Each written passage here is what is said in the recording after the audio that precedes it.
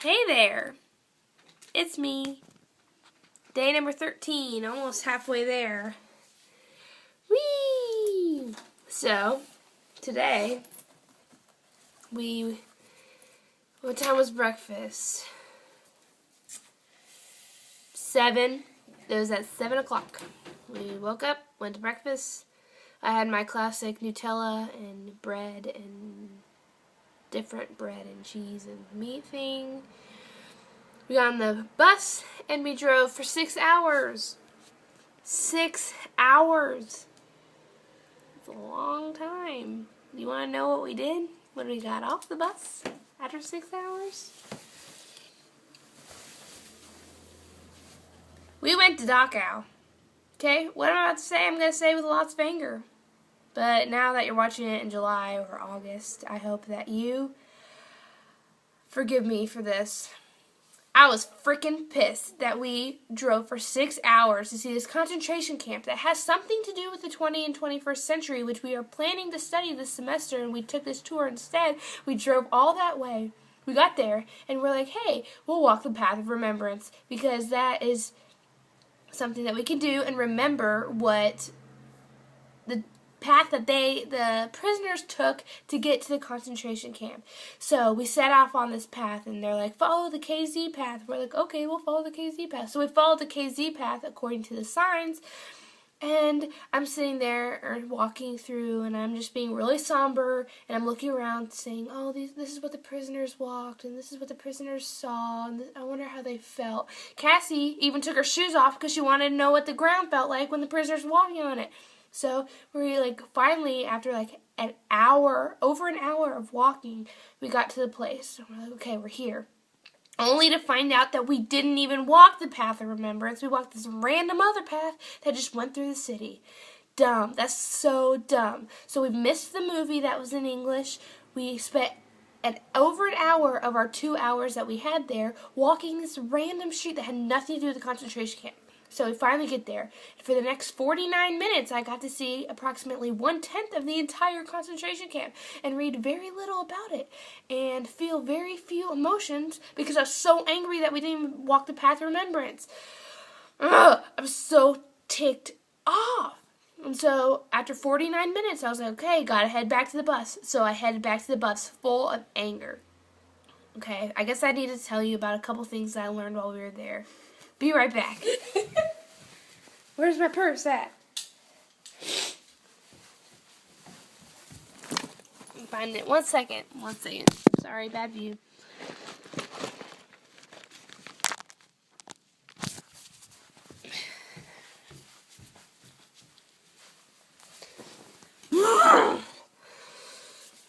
Turn the right page. Okay, one of the 3 things I learned while I was there, because we were only there for 49 minutes, was, actually I learned this on the bus there, because I learned more on the bus to Dachau than what I learned while I was actually there.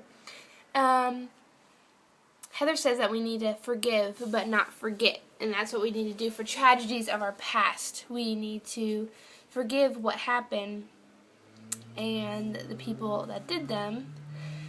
She didn't add this part, but kind of like Christ forgave us, the whole human sin thing, but not forget, because that's what shaped society. That's what shaped our families and our ancestors, and what shaped our country, and what shaped the world. So that was nice. It was a good little tip to learn. Actually, it was a lot more than a tip, but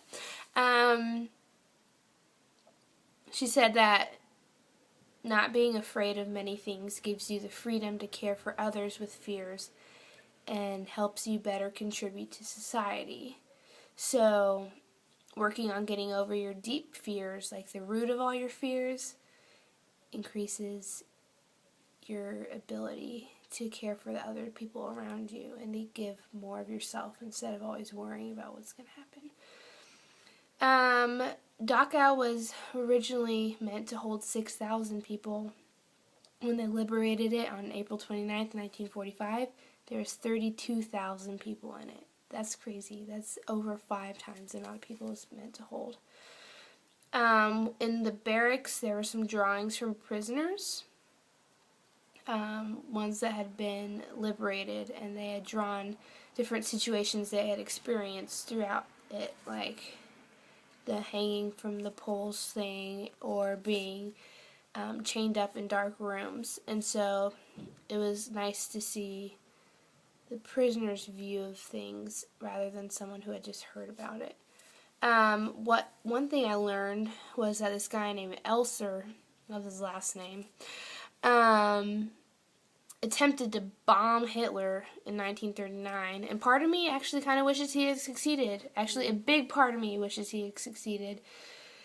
And then there's that whole, like, kill one person to save bajillion thing that a lot of people...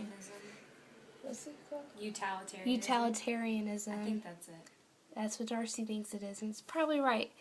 So there's that whole theory that I had a battle with, and the whole grace is something that everyone should have a chance at kind of thing. Still not quite sure how I feel about that. Oh, and here it says that we stayed at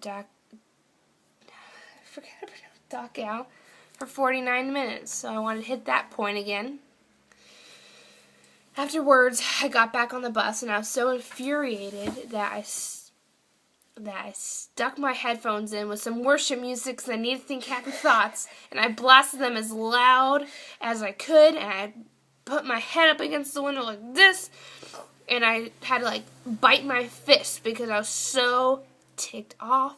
And I turned up my music so loud, one, because I needed the Holy Spirit to penetrate my mind, and two, I wanted the Nightagers to hear that my music was blaring, and then be like, hey, Danielle, what's wrong? And that could go off on them. I'm sorry, I was so upset. I'm still kind of upset. So then we drove to Munich. You can take your glasses off now.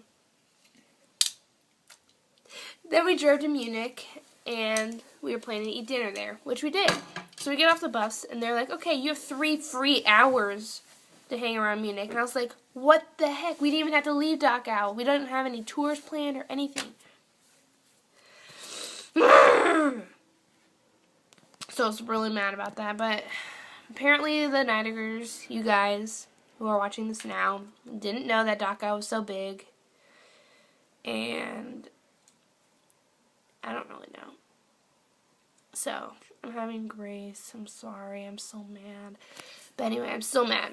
And we got to Munich, and Darcy, Abby, Kayla, and I went and found this really cheap place to eat, which is interesting because every place else, we were like in the richest part of the city because it was all like Louis Vuitton and Tommy Hilfiger and North Face and all these expensive brand things. But then we found cheap food. It was like, Darcy had sushi, I had some chicken on a stick and mashed potatoes, and then we tried to find someplace cheap to shop, and we found an H&M.